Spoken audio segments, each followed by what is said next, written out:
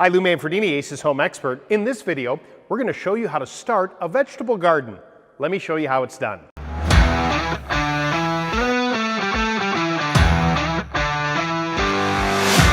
We have another video that goes into much more detail when it comes to seed starting, but I wanted to kind of give you a primer of how to do this. Now, depending on where you live, using things like these pellet starters right here, if you live in a colder climate, is a great way to start your seed or vegetable gardens with.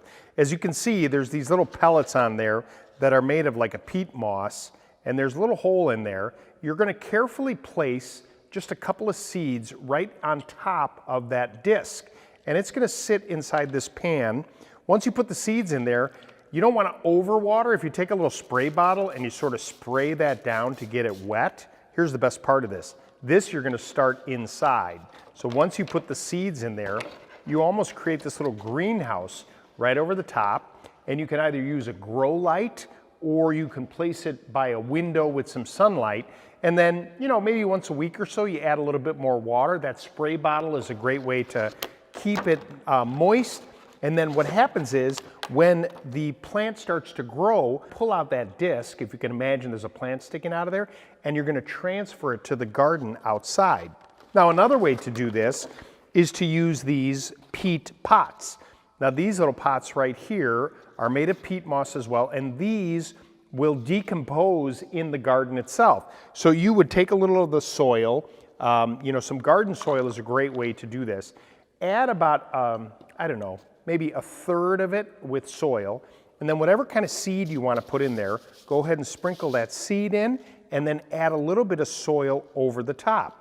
Now these, again, you're going to start inside, and you can see here's a rack with several of them on there. You could put a grow light there or have it by a window. You'll add a little bit more water to this because it's a little bit more robust. It has more soil there.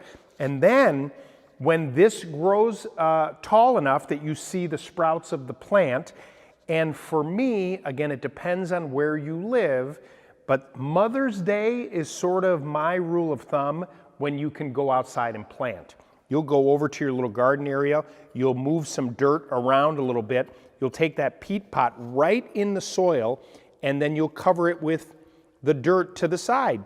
Now, your garden's ready to go. The other thing that I really like about using these peat pots is, one of the mistakes that a lot of people make is that they put too much in their garden and the stuff overtakes itself. So really pay attention to what it says on the package of seeds as far as spacing. When you got a little pot in here and you've got cilantro or lettuce or tomatoes, whatever it might be, you can then place them in your garden in the appropriate spot. I realize that when it first starts to grow, it doesn't look like it's full, but just after a month or so with some warmer weather, some sunlight and proper watering, you're going to see the bounty of the work you're doing ahead of time. Here's a little tip for marking your garden so you know what you planted. When you go to open up your seeds, use a pair of scissors and slice open the bottom of the package. Then go ahead and open that once you've done the planting. Stick it onto a paint stick like this, and if you want, you can put a piece of tape or staple it, and then just stick that in the ground so you know that those are the tomato plants. So there are three vegetables I think are great to start with if you're going to plant a vegetable garden. Tomatoes. This is something that is pretty easy to do, and you'll be amazed at how many tomatoes you get. Now remember that all the information you need about planting is typically on the back of the packages of the seed, but as a rule of thumb with tomatoes, you need to make sure that the soil is nice and loose. It can't be compacted.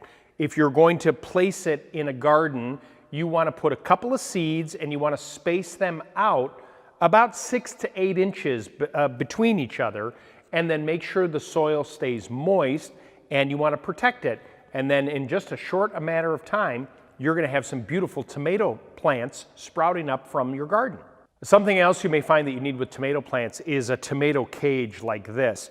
Once you see the plants start to sprout up, maybe about 1 foot, maybe 16 inches tall, you need to support it. And the idea of using a cage like this is as it comes up, you'll take the leaves and the branches over the horizontal part of the cage, and as it grows up, you'll have to do that as well. That way it protects it, because remember, once the fruit starts to form, it gets heavy and you don't want those branches to snap. The tomato cage is an important part of growing tomatoes. All right, if you're going to grow jalapenos, which is a pretty easy plant to grow, here are some tips.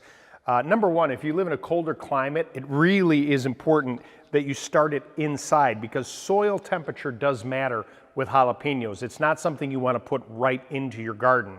You're going to plant it about 1/4 of an inch deep, 1 to 2 seeds, spaced out about 8 inches or so.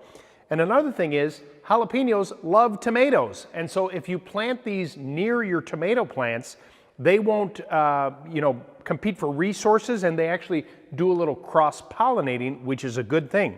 And they're delicious. Cilantro is another easy plant to grow, and it falls into kind of that leafy green parsley lettuce. It's a good idea to start this indoors as well because soil temperatures do matter. So using one of the peat pots is good.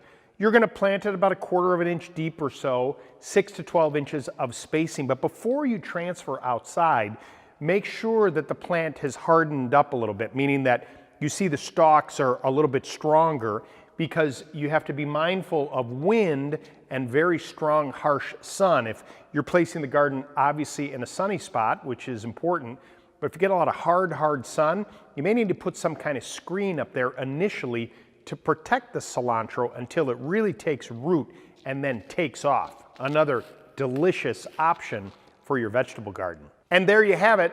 If you need more information, just go to our website, acehardware.com. You can subscribe to our YouTube channel. Better yet, stop by your local Ace Hardware store because Ace is the helpful place.